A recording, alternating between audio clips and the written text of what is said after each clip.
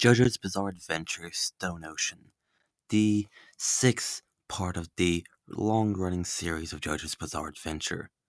The series has a lot of powerful characters, especially when it comes to their abilities, ranging from characters that can revert any action to zero to characters that can turn you into a book and can do whatever from there.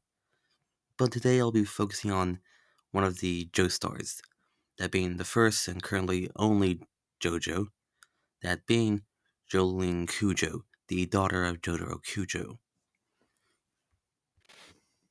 Now, she was stated that she can punch with the force of a small, fast-moving meteor. This statement is supported by the fact that she performed a feat during the Planet Waves fight, where she punched away several meteors coming at her at the same time. This means we could use the kinetic energy of a small meteor. A small meteor can move at around 72 kilometers per second, going off of asmmeteor.org, and a small meteor can weigh up to 283 grams.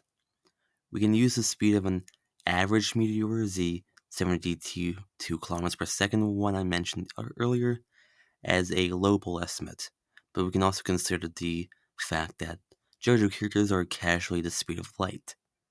So to use the kinetic energy of a meteor moving at 72 kilometers per second, that would place the meteor, and therefore Jolyne's striking strength, at around building level. But let's consider a meteor going at the speed of light. A 283 gram meteor going at the speed of light produces 2.7 megatons of TNT, or around small city levels of force.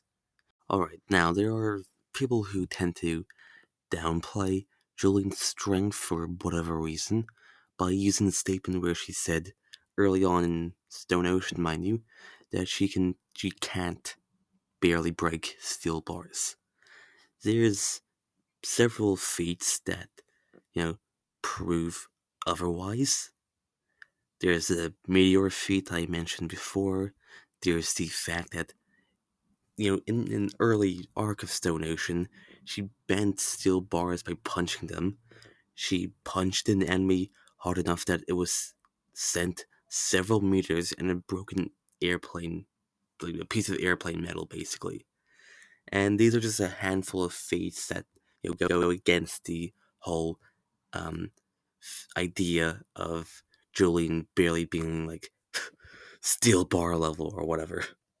Even though White Snake did do a lot of damage to Jolyne, taking chunks out of her abdomen and so on, she was still physically strong enough that she was capable of keeping up with said stand.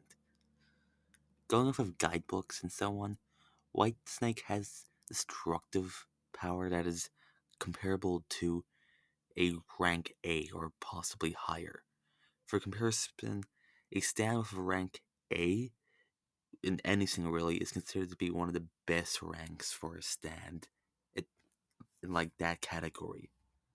Ability wise, Jolyne's Stone Free has shown capable of using thread manipulation, mainly because that's her main ability. Thread manipulation lets the user to create, shape, manipulate threads and string, long, thin, and flexible form of manipulation, shaping and combining them as needed. Just like other stand users, Jolyne is capable of seeing ghosts and souls among some other, supernatural forces that are normally invisible to other people. She can also heal, damage, I guess, specifically organ damage, muscle damage, and so on, meaning she also has some form of regeneration. So at the end of the day, Jolyne, she's roughly small city level, and she might not be the strongest Joestar, especially compared to her father or Jurno GR or Johnny of Tusk Act 4, but she's fairly powerful in her own right and has a fair amount of useful abilities to help her out in a fight.